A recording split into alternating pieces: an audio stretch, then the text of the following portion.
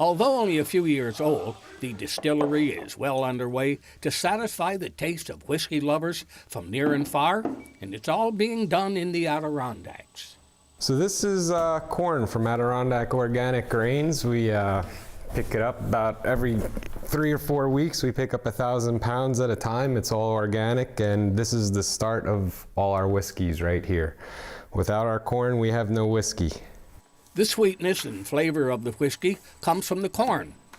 Albany legislation demands that farm distillers must use New York products, something Keith Seiss and partner Steph Haddock are happy to comply with.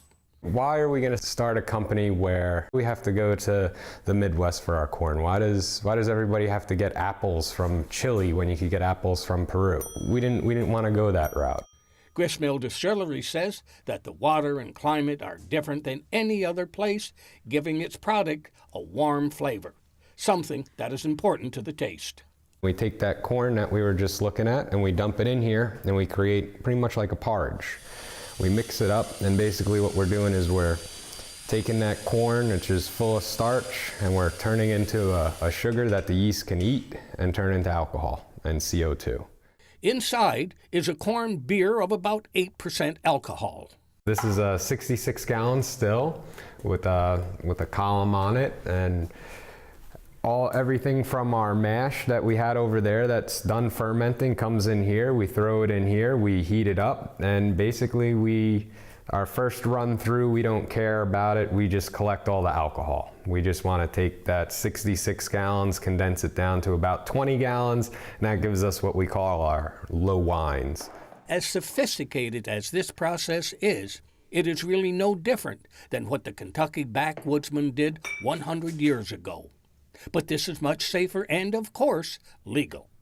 The next step is to put the liquid into barrels made of oak from the Catskill Mountains. The barrels themselves are made in Wilmington and fire-charred on the inside. The aging of whiskey came about as a happy accident. They found out that the longer it stayed in the cask, the better it tasted and looked. The barrels are what turns it brown. First off, it starts as a clear liquid. It all looks like vodka. Then they go into the barrels, and the barrels add what we call the character to the whiskey, right? It gives it its color, it gives it its flavor. It can age in the barrel for up to 4 years. But the wizardry that is performed inside the whiskey barrel is now conjuring up flavors for another local product, maple syrup. Wooden casks, once used for aging whiskey, are filled with the golden syrup, not far from the distillery. Once the maple syrup is in the wooden keg, it takes about 60 to 90 days to pick up the flavor of whatever spirit was in the keg. It's distinctly different than the traditional maple syrup.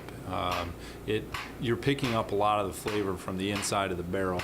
And I think because of the small barrels here, you have more surface area on the inside of this.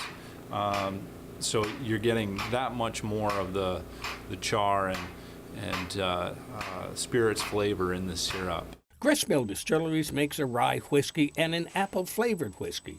Those flavors are passed on into the maple syrup as it ages in the wooden barrels. Although the Scottish Highlands are famed for their whiskies, Gristmill Distillery is hoping that before long, a whiskey trail in the Adirondacks will lead to their doorstep